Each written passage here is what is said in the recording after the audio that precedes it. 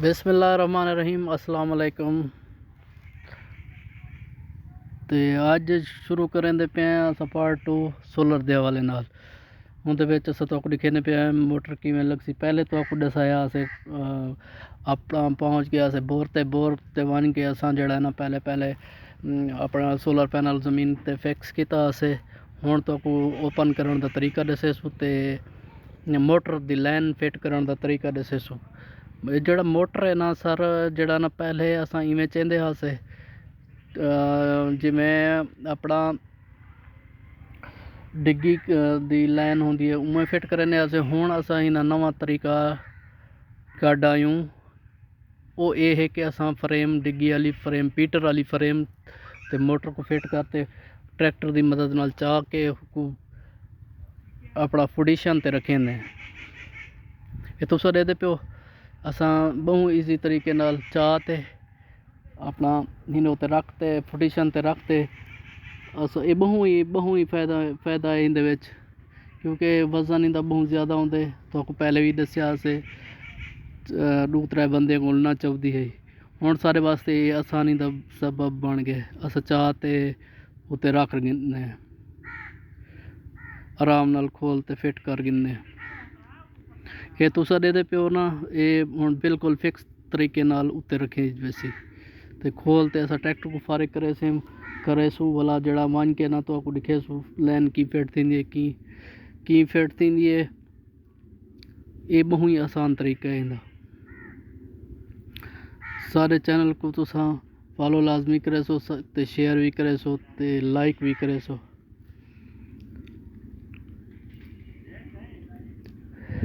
ये दे दे पे तुसा छोटा जा बच्चा है वो आसानी नाल ही चाहत है खोलवा गिनदे।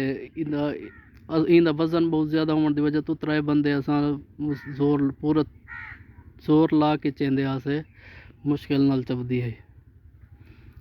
ये तरीका बेस्ट है। असां जेड़ा ना इंदे उत्ते फिट कर दिते से ते आसानी नाल असां लाइन ते उत्ते भी रख दिते से। ट्रैक्टर हटा ते असां लाइन हुण फिट करेसू। तुसा देखा है कि मैं लाइन फिट थी है मोटर दे 15 दी मोटर है। बेहतरीन काम है, बेहतरीन।